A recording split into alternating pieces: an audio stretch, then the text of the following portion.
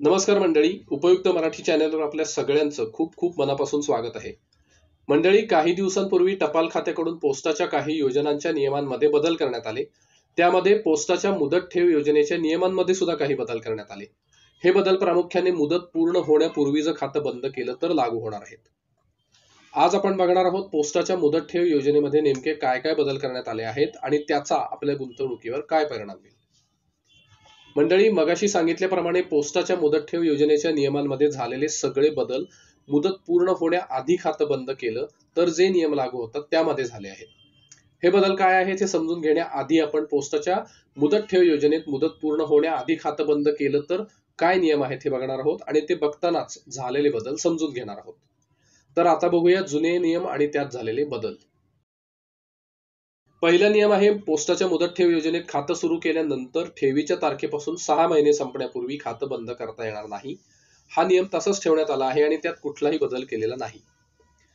दुसरा नियम आहे, 1 ते 5 वर्षांचं मुदत ठेव खातं असेल आणि खातेदारानं खातं सुरू केल्यावर 6 महिन्यांनंतर पण 1 वर्ष संपण्यापूर्वी खातं बंद केलं तर त्या खात्यावर पोस्टाच्या बचत खात्याचा व्याजदर लागू होईल.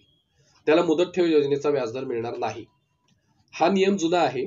इथं बदल एवढाच आहे की हा नियम आधी 1 ते 5 वर्षांच्या ठेवींवर लागू होत होता. तो आता फक्त 1 ते 3 वर्षांच्या मुदत ठेवींसाठी लागू होणार आहे. 5 वर्षांच्या मुदत ठेवींसाठी लागू होणार नाही. त्यामुळे आता नवीन नियमाप्रमाणे 1 ते 3 वर्षांचं मुदत ठेव खातं असेल आणि खातेदारानं खातं सुरू केल्यानंतर 6 महिन्यांनंतर पण 1 वर्ष संपण्यापूर्वी खातं बंद केलं तर त्या खात्यावर पोस्टाच्या बचत खात्याचा व्याजदर लागू होईल. तिसरा नियम आहे, जर 2, 3 आणि 5 वर्षांचं मुदत ठेव खातं असेल आणि ते 1 वर्षानंतर पण मुदतीपूर्वी बंद केलं तर पूर्ण झालेल्या वर्षांसाठी मुदत ठेवीच्या व्याजदरापेक्षा 2% कमी दराने व्याजदर लागू होईल आणि 1 वर्षापेक्षा कमी कालावधीसाठी बचत खात्याचा व्याजदर लागू होईल. उदाहरणार्थ, 2 वर्षांची मुदत ठेव असेल ज्यावर व्याजदर 60% असेल, अशी ठेव 1 वर्ष आणि 3 महिने झाल्यावर बंद केली तर पहिल्या म्हणजे पूर्ण झालेल्या 1 वर्षासाठी त्या ठेवीवर चालू व्याजदरापेक्षा 2% कमी दराने म्हणजे 5% व्याजदर लागू होईल. तसंच उरलेल्या 3 महिन्यांसाठी पोस्ट ऑफिसच्या बचत खात्याचा व्याजदर लागू होईल.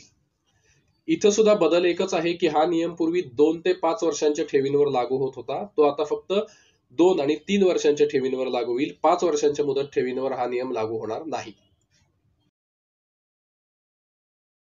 चौथा नियम आहे, 5 वर्षांची मुदत ठेव जर 4 वर्ष पूर्ण झाल्यावर पण मुदत पूर्ण होण्याआधी बंद केली तर त्यावर 3 वर्षांच्या मुदत ठेवीचा व्याजदर मिळेल. हा जुना नियम आहे. यात बदल असा आहे की 5 वर्षांचं मुदत ठेव खातं 4 वर्ष पूर्ण झाल्यावर बंद केलं तर त्यावर पोस्टाच्या बचत खात्याचा व्याजदर लागू होईल. म्हणजे यापूर्वी 3 वर्षांच्या मुदत ठेवींचा व्याजदर लागू होत होता, आता मात्र तो बचत खात्याचा व्याजदर लागू होईल जर 5 वर्षांची मुदत ठेव 4 वर्ष पूर्ण झाल्यावर पण मुदतीपूर्वी बंद केली तर.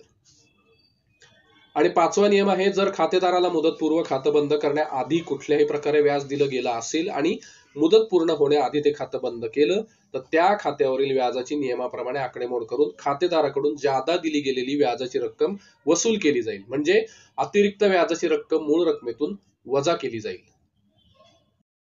तर मंडळी, आत्ता पाहिलेल्या नियमांमध्ये नियम क्रमांक 2, 3 आणि 4 मध्ये प्रामुख्याने बदल झाले आहेत आणि नियम क्रमांक 1 आणि 5 हे जुनेच आहेत, पण बाकीचे बदल नीट समजावे म्हणून ते इथे समाविष्ट केले होते. तेव्हा मंडळी, आज इथंच थांबूया. लवकरच तुमच्या समोर उपस्थित होऊ एक नवीन माहितीपूर्ण व्हिडिओ घेऊन. तोपर्यंत धन्यवाद.